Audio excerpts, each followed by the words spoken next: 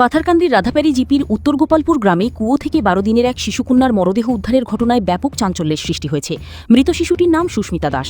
পরিবারের দাবি, ভোররাতে এক অজ্ঞাত মহিলা শিশুটিকে জোরপূর্বক নিয়ে গিয়ে পাশের কুয়োতে ফেলে দেয়। খবর পেয়ে বাজারিছড়া থানার পুলিশ ঘটনাস্থলে পৌঁছে মরদেহ উদ্ধার করে ময়নাতদন্তের জন্য জেলা সদর হাসপাতালে পাঠায়। ঘটনাস্থল পরিদর্শন করেন প্রশাসনের ঊর্ধ্বতন কর্মকর্তারাও। ঘটনার প্রকৃত কারণ এখনও স্পষ্ট নয়।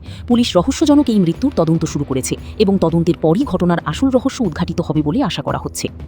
ভানুচন্দ্রের রিপোর্ট, আসাম প্রাইম নেটওয়ার্ক। কি হয়েছে ঘটনা? ঘটনা তো রাত্রে 3টা ঘন্টার দিকে আমার বাচ্চাটা খুঁজে পাওয়া যান না। আমার বুকে গিয়ে দেখা হয়েছে আমারে, তো বাচ্চাটা পাওয়া যান না। বললাম কই গেছে, কিতা হয়েছে? কইল এরকম খালা বেটি গিয়ে ঘোরাঘুরি লেগে যায়, গিয়ে নিয়ে কুয়ার দিকে নিয়ে কুয়াত খোলাই দিব। আমরা খুঁজিয়ে পাইয়া না, খুঁজিয়ে গেছে, দেখা যায় কুয়ার পাওয়া গেছে। ইমপ্রেশন করার পরে এখন পাওয়া গেছে, উঠে আনা হয়েছে। দাস কয়দিনের বাচ্চা, বয়স কত? 12 দিন হয়েছে। 12 দিন।